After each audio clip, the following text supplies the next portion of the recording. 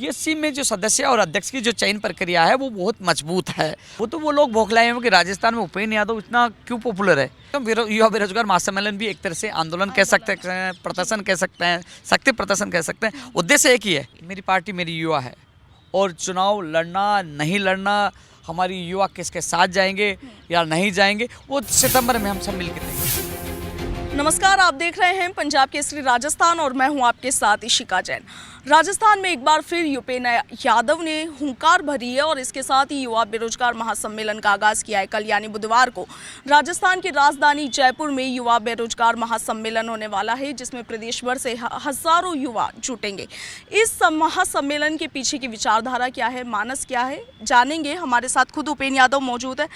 उपेंद्र जी, ये जो महासम्मेलन का आगाज़ आपने किया, इसका आयोजन आप कल करने वाले हैं, क्या कुछ इसके पीछे का विचार है? देखो, देश का पहला युवा बेरोजगार महासम्मेलन है।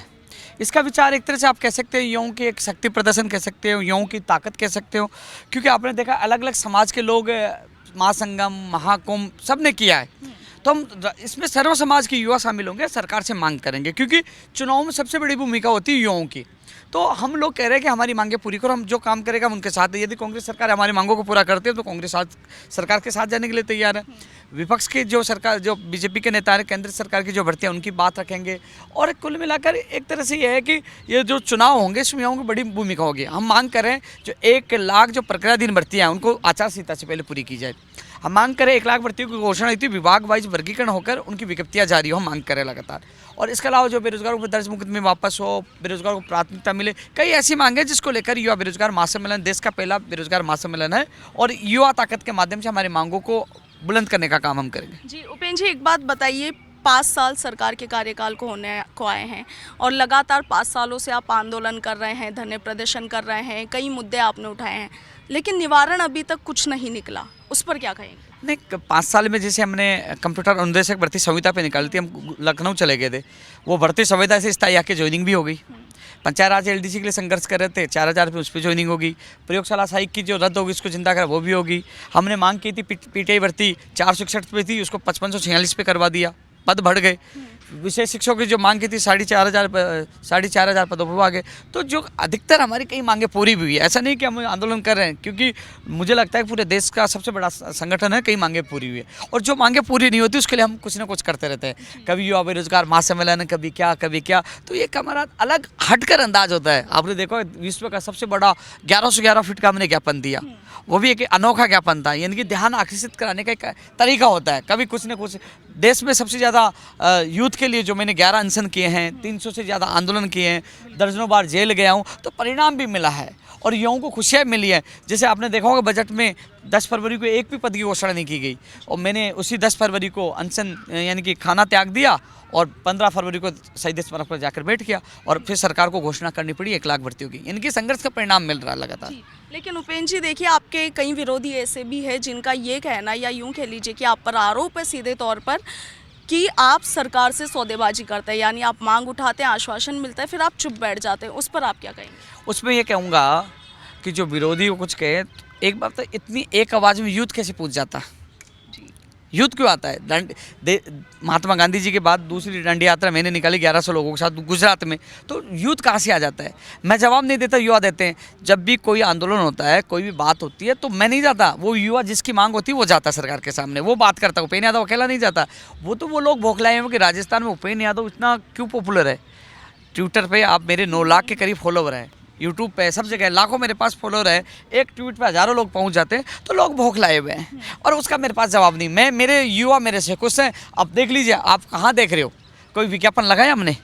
क्या बसें लगा रहे हैं? न खाने की व्यवस्था है। अब देखना कल बड़ी संख्या में लोग पहुँचेंगे। तो ये लोगों का विश्वास है, प्यार है, सम्मान है। क्यों? क्योंकि मैं काम करता हूँ। आपने मुझे पिछले 5 साल से देखा होगा, पिछले बीजेपी सरकार से देखा होगा, पिछले 11.25 साल से संघर्ष कर रहा हूँ। जब पेपर लीक होता सबसे पहले सड़कों पे मैं होता हूँ, भर्ती नहीं आती तो सड़कों पे मैं होता हूँ, बजट में घोषणा नहीं होती तो मैं होता हूँ। तो युवाओं के लिए जेल में जाना हो तो सबसे पहले जेल जाता हूँ, लाठी खाने की बात है तो लाठी खाता हूँ, अनशन करने की बात आती है अनशन करता हूँ। तो जो बात कहने वाले, जो भाषणबाजी करने वाला, कभी किसी को देखा आपने जेल जाते हो लाठी खाते हुए? कुछ नहीं करते। अब चुनाव आ गए, कई बड़े बड़े नेता युवाओं को बुलाने की कोशिश करेंगे, क्योंकि युवाओं के नाम पर राजनीति कर रहे हैं। युवाओं के लिए संघर्ष किया तो मैंने किया पिछले 11 सवा 11 11 साल से राजस्थान का युवा जानता है। सिर फूट गए, जेल चले गए, अनशन पे तड़पता रहा, कितनी बार जब चाहे जब पुलिस उठा के मुझे जेल में डाल दिया, और हज़ारों की संख्या में यूथ आ रहे, तो ये उनके बौखलाहट है। ये मेरी ताकत है, मेरी युवा, और जवाब मेरे युवा देंगे उनको।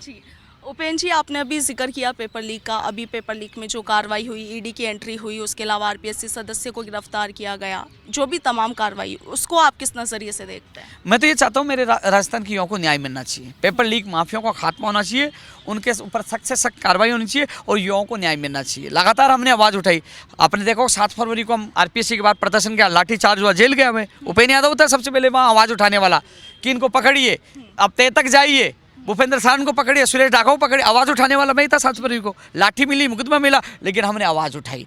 जब पेपर 24 दिसंबर को लीक का पता चला, लीक हुआ, तो 28 दिसंबर को, शहीद दिवस पर उपेंद्र यादव ने आवाज़ उठाई, और जनवरी में हर जगह मैंने 11 जगह रैलियां निकाली पूरे प्रदेश में। तो लगातार सड़कों पर आंदोलन कर रहा हूँ। ये नहीं कि आज उपेंद्र यादव चुनाव हुई, समय आ गया, उपेंद्र यादव आंदोलन करा, नहीं। उपेंद्र यादव तो युवा के साथ जब जब अत्याचार अन्याय हुआ, उपेंद्र यादव सबसे पहले साथ खड़ा था, लड़ाई लड़ा था, लड़ता रहूँगा। लेकिन जो मुझे इस चीज़ का फर्क नहीं पड़ता, मेरे युवा उनको जवाब देते, बड़ी तादाद में लोग कल पहुंचेंगे। तो ये है कि आज मुझे बता दीजिए, एक भी नेता या कोई बोल रहा है कि 1 लाख पदों पर घोषणा हुई, तो उनकी वर्गीकरण करो, उनकी विज्ञप्तियां जारी करो, कोई बोल रहा है? कोई नहीं बोल रहा। अभी ईडी आ गई, चुनावी माहौल आ गया, तो लोग सोचते हैं कि मैं भी ईडी पे बयान दूंगा तो मैं भी छप जाऊंगा, एक छपास की बीमारी है, मैं भी सोशल मीडिया पे चल जाऊंगा। लेकिन आप पूछिए कि जब बजट में घोषणा नहीं हुई, तो एक भी नेता नहीं आया कि बजट में भर्तियों की घोषणा क्यों नहीं। 40 लाख इंतजार करते भर्तियों का, और अभी 1 लाख भर्तियों का वर्गीकरण, विज्ञप्तियों का इंतजार प्रदेश के 40 लाख कर रहे हैं। उसकी आवाज़ मैं कल बुलंद कर रहा हूँ युवा बेरोजगार महासम्मेलन में, और आवाज़ उठा रहा हूँ। पेपर लीक के खिलाफ कानून के लिए मैंने अनशन किया, कानून आया, और उम्र कैद की सजा का प्रावधान के लिए राजपाषा राष्ट्र को लागू करने के लिए हम संघर्ष कर रहे हैं। प्रदेश के बेरोजगारों को प्राथमिकता देने के लिए हम संघर्ष करें। फर्जी डिग्री डिप्लोमा के खिलाफ कानून के लिए हम संघर्ष करें। मेरिट की बजाय लिखित परीक्षा, उसके लिए हम संघर्ष कर रहे हैं। प्रदेश को बेरोजगार को प्राथमिकता मिले, उसके लिए संघर्ष कर रहे हैं। तो सारी चीज़ों के लिए हम संघर्ष कर रहे हैं। उपेंद्र यादव सबसे पहले हाजिर होता है, सबसे आगे रहता है, लाठी खाने में भी, अनशन करने में भी, और जेल जाने में भी। ऐसा नहीं कि नेता जो नेतागिरी करते हैं भाषण देके चले जाता है। उपेंद्र यादव कल यहाँ प्रोग्राम है ना, कल प्रोग्राम है, और यहाँ बैठा देख, पूरी तैयारियों का जायजा ले रहा हूँ, युवाओं के बीच में बैठा हूँ, और कल भी अंतिम समय तक रहूँगा। सरकार के एक युवा बेरोजगार महासम्मेलन के माध्यम से एक आवाज़ बुलंद करें, एक ताकत दिखा रहे हैं। आंदोलन के अलग अलग रूपरेखाएँ होती हैं, अलग अलग नीतियाँ होती हैं। एक नीति जो युवाओं की ताकत दिखा के एहसास करवाना कि यदि युवा जिस पार्टी के साथ नहीं जाएंगे तो कहीं नहीं उस पार्टी को नुकसान होगा। सरकार को भी कह रहे हैं, आप हमारा काम कर दो, हम आपके साथ हैं। हम कई काम हुए हैं, उनका धन्यवाद कल जताएंगे, और कई मांग भी करेंगे। यदि मांगे पूरी करेंगे, साथ जाने के लिए तैयार है, नहीं करेंगे तो विरोध में हम तैयार खड़े हैं। उपेंद्र जी, भंग कर देना चाहिए, सचिन पायलट जी का बयान था। क्या लगता है कि भंग करने से आरपीएससी को क्या इन सब पर लगाम कसी जा सकेगी? देखो, मैं किसी बड़े नेता के लिए बयान तो नहीं दे पाऊंगा, लेकिन मैं एक बात जरूर कहूंगा, आरपीएससी एक संवैधानिक संस्था है, वो आरपीएससी भंग नहीं हो सकती। लेकिन आरपीएससी का कमीशन जो सदस्य वो भंग हो सकता है, वो भंग हो सकता है। मैं मांग कर रहा हूँ, पहले मैंने मांग की थी कि यूपीएससी की, आज तक हमने ये नहीं सुना कि किसी यूपीएससी का सदस्य पेपर लीक कांड में पकड़ा गया, घूस कांड में पकड़ा गया, न तो सदस्य का नाम आया, न अध्यक्ष का नाम आया। तो यूपीएससी में जो सदस्य और अध्यक्ष की जो चयन प्रक्रिया है वो बहुत मजबूत है। वही चयन प्रक्रिया राजस्थान में कर्मचारी चयन बोर्ड आरपीएससी के लागू किया जाए, या राजनीति जो नित्य है उसको बंद किया जाए, और वही प्रक्रिया अपनाई जाए, और तत्काल इस आरपीएससी को नहीं, तत्काल आरपीएससी कमीशन को भंग किया जाए, और नई नियुक्तियां की जाए, और पारदर्शिता के साथ भर्तियां की जाए। ये मांग कल होने वाले युवा बेरोजगार महासम्मेलन में उठेगी, और लगातार हम उठा रहे हैं। जी उपेंद्र जी, युवा बेरोजगार महासम्मेलन में एक सबसे आकर्षक करने वाली चीज़ है कि पक्ष और विपक्ष के तमाम बड़े नेताओं का आपने बुलाया है। बीडी कल्ला, धर्मेंद्र राठौड़ जो कांग्रेस से है, तो वहीं बीजेपी के प्रदेशाध्यक्ष और नेता प्रतिपक्ष राजेंद्र राठौड़ को आपने इनवाइट किया है। क्या संदेश देना चाहते हैं पक्ष और विपक्ष के बड़े नेताओं को एक साथ मंच पर लाकर? देखो, अलग अलग सत्र में वो पहुँचेंगे, उनके सामने युवा बेरोजगार की पीड़ा रखेंगे पेपर लीक की। देखो, पेपर लीक की समस्या पूरे देश की है, तो केंद्र सरकार भी संसद में उम्र कैद की सजा का प्रावधान का कानून ला सकती है, सख्त कार्रवाई का ला सकती है। तो हम मांग केंद्र सरकार से भी करेंगे, ठीक है। कई बेरोजगार केंद्र सरकार की मांगे होगी तो उनके सामने रखेंगे, क्योंकि राज्य सरकार के नेता आ रहे हैं तो राज्य के बेरोजगार उनकी मांग रखेंगे, प्रदेश के बेरोजगार केंद्र सरकार की जो भर्ती है उनके लिए मांग रखेंगे। तो सबको, दोनों जो सत्ताधारी पार्टी को नेताओं को हम बुला रहे हैं, एक मैसेज दे रहे हैं, और एक ताकत दिखेगी तो कहीं ना कहीं युवाओं की ताकत का एहसास होगा। हम कह रहे हैं कि एक तरह से बड़ी रणनीति भी कह सकते हैं, क्योंकि ताकत होगी तो कांग्रेस चाहेगी हम इनको भुनाएं, बीजेपी चाहेगी हम बुनाए, और हम बुनाएंगे हमारे युवा बेरोजगार हितैषी होंगे, युवाओं के लिए उनकी अच्छी नीति होगी, पेपर लीक मुक्त राजस्थान के लिए काम करेंगे, युवाओं के लिए वो वादों को पूरा करेंगे, मांगों को पूरा करेंगे वो। तो इस तरीके से एक तरह से कह सकते हैं कि युवा अपनी ताकत दिखाकर राजनेताओं का वो कहने की कोशिश करेंगे, युवा अब उसी के साथ जाएंगे जो युवा हितैषी होंगे। तो अपनी ताकत और युवाओं का महत्वपूर्ण स्थान स्थापित करने के लिए युवा बेरोजगार महासम्मेलन है। जी उपेंद्र जी, अशोक गहलोत सरकार ने, क्योंकि विधानसभा चुनाव नज़दीक है, आगामी 6 महीनों तक किसी भी तरह के आंदोलन पर, धरने प्रदर्शन पर रोक लगा दी है, उसको आप किस नज़रिए से देखते हैं? धरना प्रदर्शन तो आज भी शहीद स्मारक पर चल रहा है, कई चल रहा है, तो मेरे तो इस संज्ञान में आया नहीं। लेकिन लोकतंत्र में धरना प्रदर्शन होना चाहिए, कोई भी सरकार है उस पर रोक नहीं लगानी चाहिए। एक तरह से मैं कह सकता हूँ युवा बेरोजगार महासम्मेलन भी एक तरह से आंदोलन कह सकते हैं, प्रदर्शन कह सकते हैं, शक्ति प्रदर्शन कह सकते हैं। उद्देश्य एक ही है कि 1 लाख जो प्रक्रियाधीन भर्तियाँ हैं, जैसे अध्यापक भर्ती 48,000 पदों पर, लेवल 1 का परिणाम आ गया, मांग करके लेवल 2 के सभी परिणाम जल्द से जल्द आए, 10 जून से पहले आए, और उसकी जल्द से जल्द ज्वाइनिंग 48,000 की ज्वाइनिंग करवाई जाए, अगस्त में ज्वाइनिंग करवाई जाए, हम मांग करें। पीटीआई भर्ती का परिणाम आया 3,500 के करीब पदों पर, तो उसकी भी ज्वाइनिंग जुलाई में प्रथम सप्ताह तक करवाई जाए। जून पूरा पड़ा, रिजल्ट आ चुका है, और जो रिक्त पद रह गए उस पर भी एक और सूची जारी की जाए। चिकित्सा विभाग की भर्तियों को आचार संहिता से पहले पूरी की जाए, और कई और मांगे जो अलग अलग, जो 1 लाख प्रतिदिन वो तो है ही। इसके अलावा जो बजट में घोषणा की, युवा तैयारी कर रहा, लेकिन उसको पता नहीं है 1 लाख भर्तियाँ कौन से विभाग में कितने पदों पर आएगी, तो उसका विभाग वाइज ये कहेगी इस विभाग में इतने पदों पर यह भर्ती आएगी। इसकी विज्ञप्ति अब जारी हुई, एग्जाम ये होगा, तो कैलेंडर जारी करने की मांग कर रहे हैं।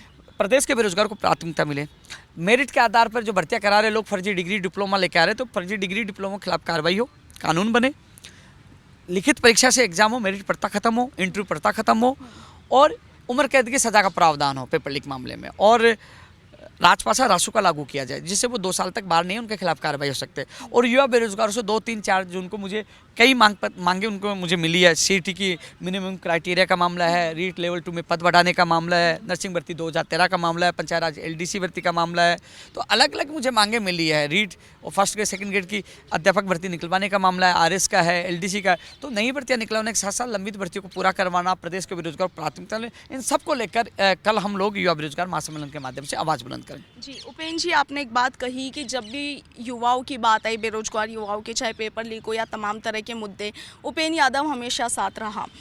5 साल से आप लगातार मांगे उठा रहे हैं, आंदोलन आप कर रहे हैं। जी, मैं गहलोत सरकार के कार्यकाल की फिलहाल बात कर रही हूँ।